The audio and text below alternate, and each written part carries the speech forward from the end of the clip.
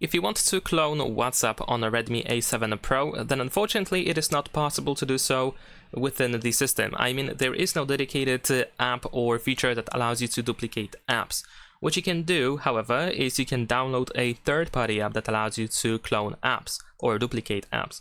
So for that reason, you can go to the Play Store. You can use the search option at the bottom, then the search field at the top, and we can search for something like clone apps or duplicate apps or something like that.